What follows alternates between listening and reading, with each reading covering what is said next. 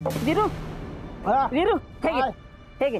अगं आता राहू दे, लय कामं पडलीत, आता नको पाणी मला. तू जा अण्णासाहेबांच्याकडे त्यांच्या घरात घुसतोस काय? अहो मी काय नाही केलं, मी त्यांच्या घरात त्यांच्या दर्शनाला गेलो होतो, चोरी नाही केली मी. चल तुला चांगलं दर्शन घडवतो त्यांचं. अहो मला सोडा, अहो मी काय नाही केलं, मला सोडा, मला सोडा. चल तुला अण्णासाहेबांचं चांगलं दर्शन घडवतो. अहो, वीरू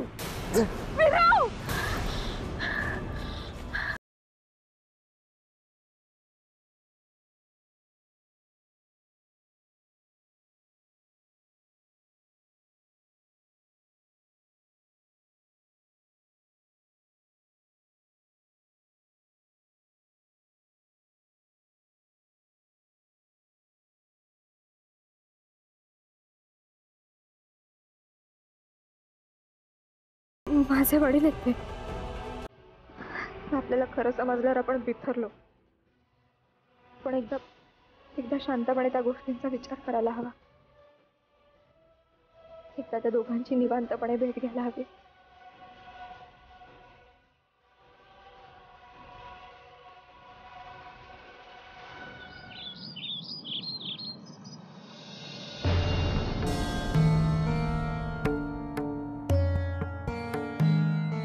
आमच्या सुगंधी स्नानाची तयारी करा. अनिकेत आणि ऋषिकेशला बोलवा. त्यांना सांगा आमची पालखी बाथरूम पर्यंत घेऊन जायला. मॅनेजरना बोलवा, आम्हाला हिशोब तपासायचे. स्नानानंतर आम्ही नाश्ता घेऊ.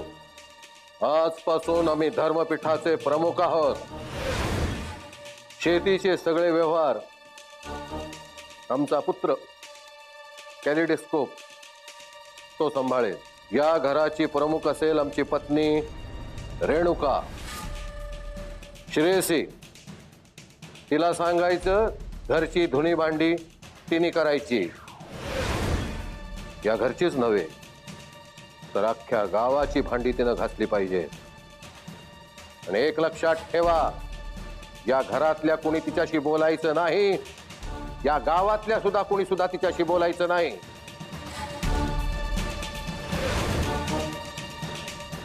तिचं सामान नोकरांच्या खोलीत हलवा. सगळ्यात महत्वाचं म्हणजे घराच्या मागच्या बाजूला दारूची टाकी बांधा. दर आठवड्याला ती टाकी भरली गेली पाहिजे. आता या अभ्यंकरांच्या घरावर आमचं राज्य आहे, जगन्नाथाचं. अण्णासाहेबांना सांगा आम्ही गाडीत बसताना त्यांनी खाली वाकून पायरी बनावं. त्यांच्या पाठीवरूनच आम्ही गाडीत चढू. ते आमचे दास आहे. त्यांना सांगा, त्यांना जर आमचा दास होता येत नसेल तर आम्ही त्यांच्या पार्श्वभागावर लाथ घालू. लाथा कसले मारताय? उठा. असे उठवू नका. चांगली भुपाळी वगैरे म्हणा आणि मग उठवा. भोपाळी चांगली भोपाळी ऐकवते तुम्हाला. उठा उठा. काय तू काय करतेस इकडे? मग काय अप्सरा लावी होती? मग नोकर चाकर गेले कुठे माझे? नोकर चाकर झोपेत स्वप्न बघत होता तुम्ही. ऐकत म्हणे अण्णांना नोकर म्हणून ठेवणार, नाही तर घराबाहेर काढणार. तोंड बघा मालकाचं. काय शुद्ध ठेवताय? जरा जिभेला लगाम घाला तुमच्या. दुसऱ्या कोणी ऐकलं ना तर अण्णा आधी तुम्हाला घराबाहेर काढतील. काय ऐकवलंय आपल्याला आठवतंय ना तुम्हाला ते? तुमचा या घराशी काहीही संबंध नाही. या घरात डवळाडवळ करायची नाही हे त्यांनी आपल्याला ऐकवलं. आणि आपला या घरावर काही अधिकार नाही. आपण इथे आश्रित आहोत याची जाणीव करून दिली. याला पदोपदी आपला अपमान होतो त्याचं तुम्ही काही करू नका. फक्त झोपून छापते बघा. आता स्वप्न पडलं म्हणून बघितलं ग. आपला पदोपदी पाण उतार होतो त्याचं काय? जागी कर. तुझ्या लेकीला जागी कर. तिला सांग तुझे वासरू पितरू पितृ तेच ते ग. पितरू काय तर तेच म्हणाव. तिच्या आई वडिलांना घरात काय किंमत आहे का? सारखे घालून पाडून बोलतात म्हणाव. आणि ते श्रेयसीचे आई वडील त्यांना म्हणाव घरात कसा मान मिळतो. आई तर काय आपल्या नंदिनीलाच ना भडकवायला पाहिजे, म्हणजे थोडा तरी का होईना पण या घरामध्ये मान मिळेल आपल्याला. आणि इतरांना चांगला धडा मिळेल. हो. हा. हे बघ, हम्म. त्या नंदिनीला कसं फितवायचं ते मी बघ. माधव, मला वाटतं आपण काही दिवस अजून इथे थांबायला हवं. नाही नाही, अजिबात नाही राजा. हे बघ, आपण इथे थांबलो तर श्रेयू, वीरू आणि बयोवरनं सतत आपल्याशी बोलत राहणार. अजूनही या 4 भिंतीच्या बाहेर गोष्टी गेलेल्या नाहीयेत आणि जायला वेळही लागणार. आपण निघूया का इथे? तिला सुद्धा काही दिवस मिळतील ना सेटल व्हायला.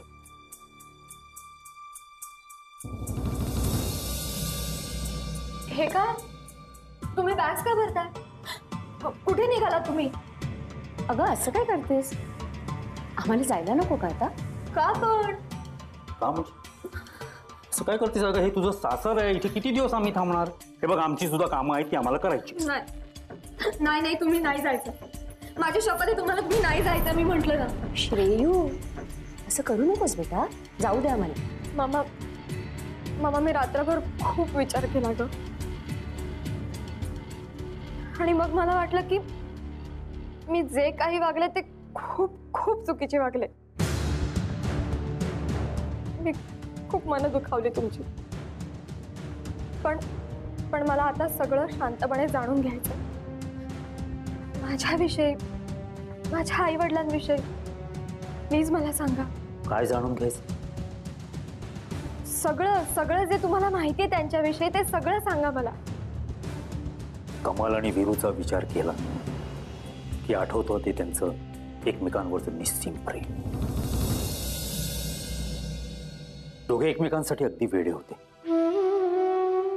अनिकेतसाठी जशी तू वेडी व्हायचीस ना, त्यावेळेला आठवायची ती कमल, तुझ्यासारखीच.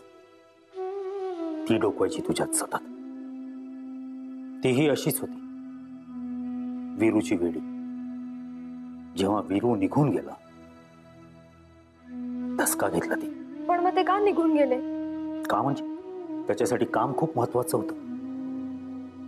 अगं, काम करून त्याला पैसे कमवायचे होते. आता हे मिळालेलं काम जर का त्यांनी केलं नसतं तर उपासमार झाली असती सगळ्यांचीच. म्हणून तो कामासाठी निघून गेला. त्यात नवीन पाहुणा येणार होता, म्हणजे तू. आणि त्याला काम करायचं होतं तुझ्यासाठी, पैसे कमवायचे होते. आणि हे तो आम्हाला दोघांना सांगून केलं होतं. तसे आम्ही दोघे कमलच्या जवळ होतो की. आणि बयो, अगं, तिच्याबद्दल काय सांगू तुला. इतकं प्रेम करायची ना कमलवर की बऱ्याच जणांना वाटायचं कमल तिचीच मुलगी आहे म्हणून. नाही म्हणजे असं नाही की फक्त घरातल्यांवरच प्रेम करेल, आजूबाजूच्या सगळ्यांवर प्रेम करायचे. आठवतं माधव, एकदा मी आजारी होते तेव्हा आपल्याकडे राहायला आली होती ती. तेव्हा माधवला सांगायची ती, माधव तू जा, काळजी करू नकोस, मी आहे ना तिची काळजी घ्यायला. तुला तर तिने लाडवून सोडलं असतं. खूप छान. इथल्या ऐवजी तिथे जर का तू मोठी झाली असतीस ना, तरी काय फारसा फरक पडला नसता. आणि नजर लागेल असं घर होतं त्यांचं. आणि नजर लागलीच. काहीतरी झालं आणि कमलने हाय खाल्ली.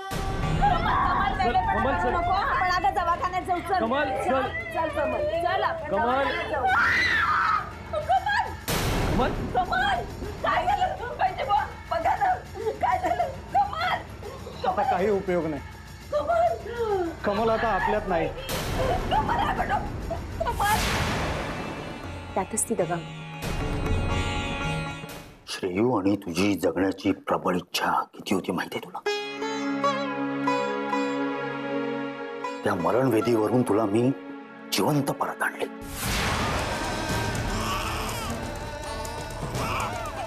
गुरुजी, गुरुजी, मुलगी आहे. हो, बघितलं का मुलगी आहे? चिता विजवा, कमल जिवंत आहे. कमल जिवंत आहे, माझ्या सून जिवंत आहे. काय बोलताय काय? जरा मागे वळून बघा. माझ्या हातात तू अशी. लोक तुला खिचून घेण्यासाठी माझ्याशी झगडत होते. भय सुद्धा भांडत होती. शेवटी एका माणसाने हात घातलाच. खेचल तुला तर त्याच्या हाताला तुझी तुझ्या अंगावरची शाल मिळाली, फेकून दिली त्यांनी चितेवर. भयोला वाटलं की त्याने तुलाच फेकलं, तिला वाटलं तिची नातच चितेवर.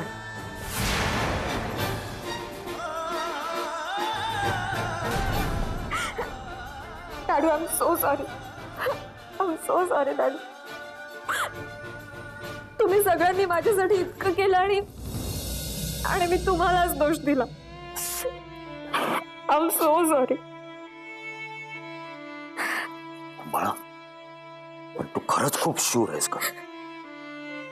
आम्हाला वाटलं होतं की हे सगळं ऐकल्यानंतर तू सैलबाहेर होशील. तुला कळते का तू किती पटकन सावरलीस? खरं श्री,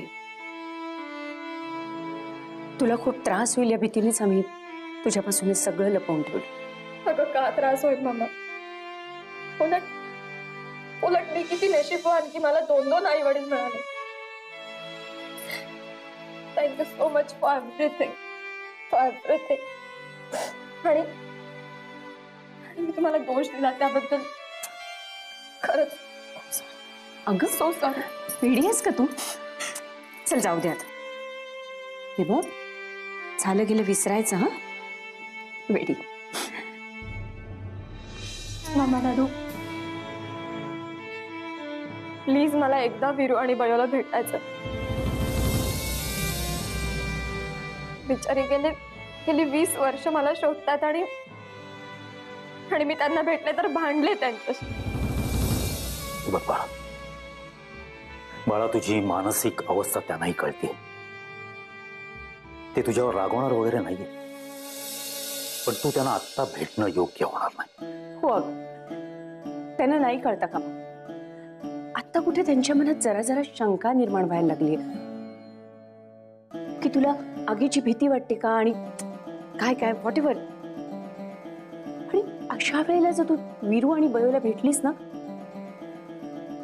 पकडलीच असेल ग. पण मामा प्लीज एकदाच ग. नाही बाळा, कारण आता एकदा सुद्धा भेटणं खूप रिस्की होईल. हे बघ, तुझा संसार विस्कटू नये म्हणून आम्ही सगळं सांगतो. कॉन्सन्ट्रेट कर तुझ्या संसारावर, सगळं व्यवस्थित होईल. खुश ऐक आमचं काय झालं माहितीये, इथे आल्यापासून ना तुझं सगळंच बिनसलं. ते सगळं जरा स्थिर होऊ दे, सगळ्यांची मनं शांत होऊ दे, आणि मग जा ना तू भेटायला तुला पाहिजे तेव्हा. हा प्लीज. ओके.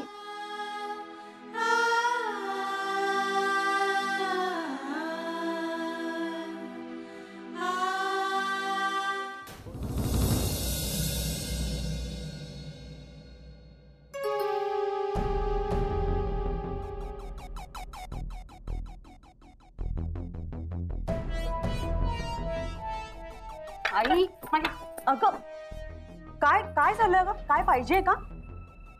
बाबा, बाबा काय करता? थांबा बघू. काहीतरी आई, काय चाललंय बाबांचं? सांग बघू तो त्यांना. बाबा बाबा, मी चहा आणि नाश्ता घेऊन येते बाहेर. तुम्ही अगं नंदिनी, हा काम करू देत आम्हाला. काय आहे ना नंदिनी, आमची हीच खंत आहे ग. तुझा स्वभाव आहे साधा बोळा, लोक त्याचा गैरफायदा घेतात, तुला गृहीत धरतात आणि तुझ्या बरोबर आम्हाला. आणि मग कोणाला काही सांगता पण येत नाही आणि मग सहन पण करता येत नाही.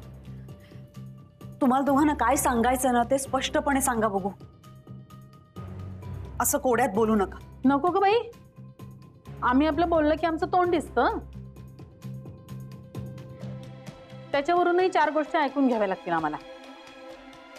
त्याच्यापेक्षा आम्ही आपले मूग गिळून काम करतोय ना, उत्तम. आई हे बघ, काही कामं करायचीच असतील ना या घरामध्ये तर मी आहे, श्रेयसी आहे,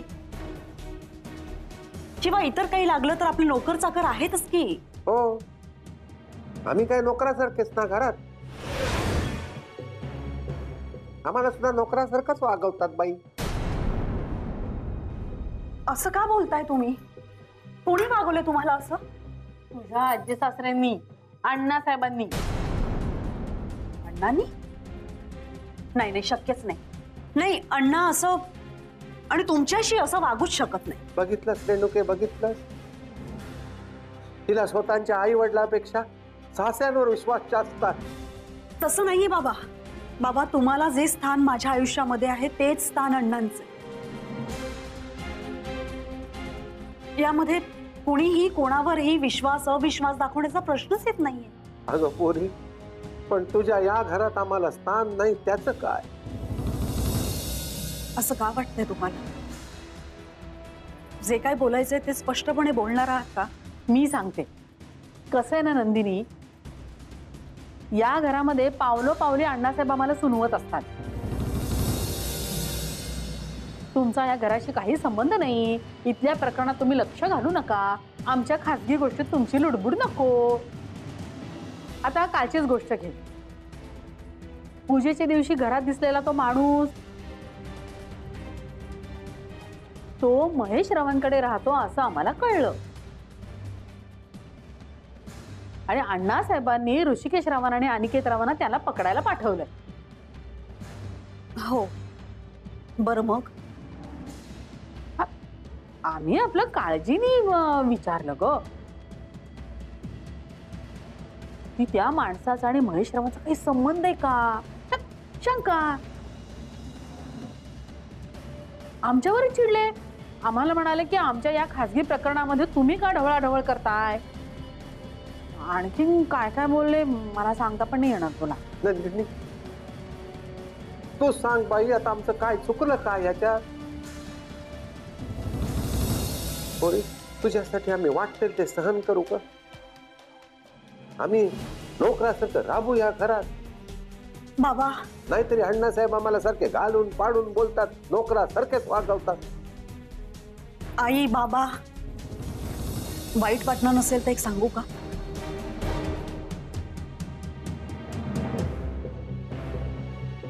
अण्णांना नाही आवडत ना. मग मग त्यांच्या मर्जी विरुद्ध या घरातल्या गोष्टींमध्ये तुम्ही नका ना लक्ष घालू. बाबा, या घरात जे काही घडतंय ना त्यातून त्यांना त्यांच्या पद्धतीने मार्ग काढू देत नाही. म्हणजे तुम्ही चुकीचे आहात असं नाही म्हणते.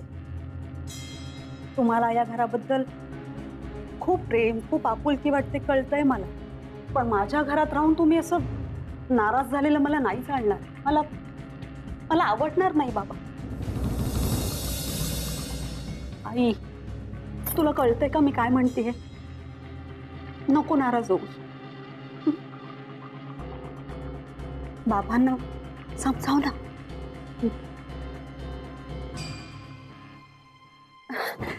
बाबा, तुम्ही दोघं पण खोलीमध्ये आराम करा. मी चहा नाश्ता घेऊन येते तुमच्यासाठी.